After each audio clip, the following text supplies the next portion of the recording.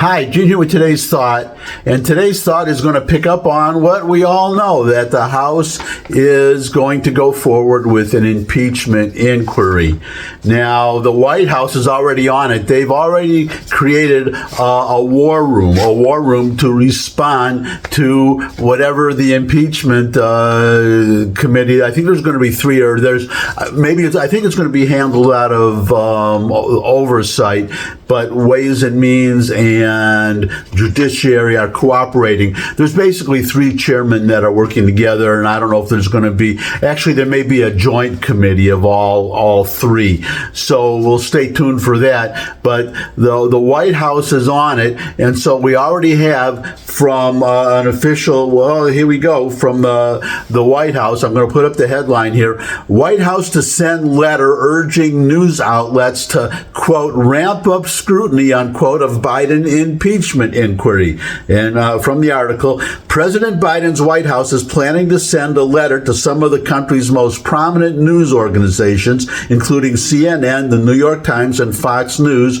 urging them to, quote, ramp up their scrutiny, unquote, of House Republicans, quote, for opening an impeachment inquiry based on lies, unquote. So they've already got the spin machine going, and they're already saying that it's all going to be lies. If you've been following this, you know differently. The problem is that the news media, the mainstream media at least, is not reporting it. Not one of these, I'm not going to bore you with details today. If you ask me to in the comments, I will give you chapter and verse.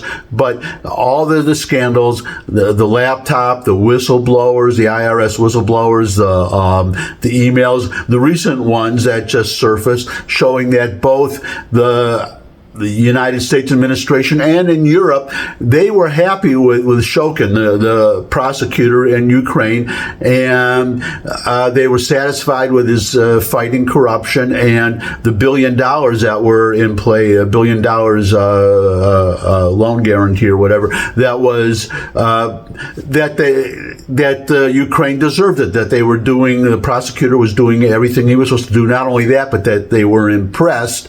And Joe Biden, we all know the tape. I'm not going to play it for you now. If you ask me for that, I will, but it's been played so often.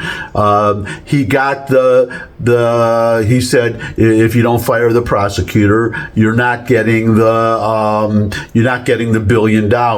That's what he said. And his excuse or his reason for doing that was because everybody thought the prosecutor was corrupt, which makes no sense. In other words, Biden was withholding this aid because the prosecutor wasn't being zealous enough in investigating his own son on the board of investigating Burisma, on whose board his son Hunter sat. That makes absolutely no sense. But we now know that everybody except Biden, he was supposed to go there to deliver the aid, to say that the aid was coming. The point is that Biden himself personally made this ultimatum, fire the prosecutor or not, and this idea of that he was corrupt. Nobody thought that, and I guarantee you that Biden didn't think that either. He was being paid to get the prosecutor fired. There are emails that show that too. If you ask me, I'll pull them up, but you can find them. Just Google it. But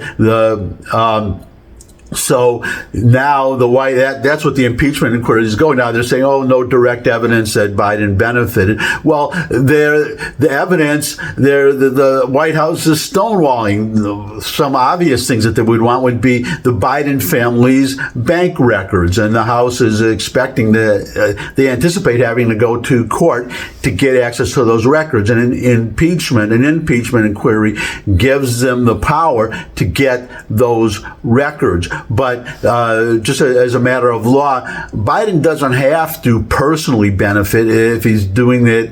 If somebody in his family, somebody he wants to benefit, that's okay. I mean, for instance, Biden, Hunter being on the Burisma board. If it's simply, well, I'm Hunter Biden, I'm the son of the vice president, and just for the prestige, after Biden, when he's no longer in office, just like Jared Kushner he's an experienced investor. He runs a multi-billion-dollar real estate empire, multi-million or multi-billion dollar. He, like Trump, he inherited it from his father and he took it over. But the point is the experience, and he got the Saudis contributed to I think billions of dollars into an investment fund, but it was Trump as a private citizen, and he did nothing in return. There's nothing wrong with it. It's just like an actor, like Michael Douglas getting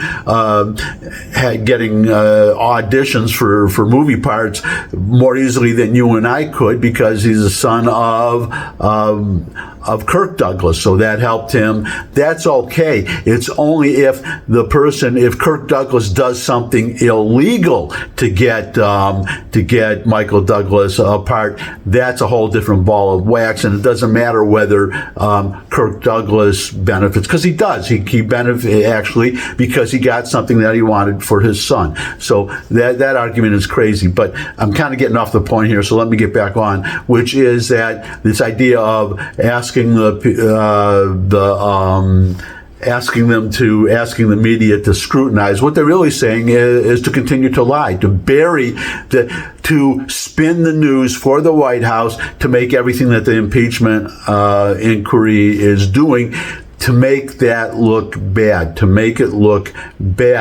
and so they're just going to do what they've been doing all along, is just burying anything that or try to bury anything that the impeachment inquiry digs up, finds, discovers, bury any of that, and just report the Democrats' arguments. The Democrats will say, well, there's nothing here, no proof, he didn't benefit, yada, yada, yada. And the media will just report that, except maybe Fox News and the conservative websites. So that's what they want. They don't want what they did not ask for. They're asking for scrutiny. What did they not ask for? Is to scrutinize the committee, the impeachment inquiry, and report everything.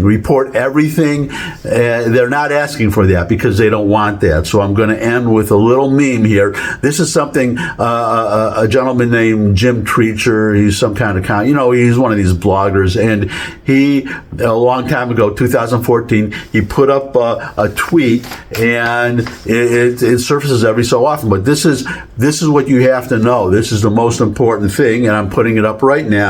Modern journalism is all about deciding which facts the public shouldn't know because they might reflect badly on Democrats.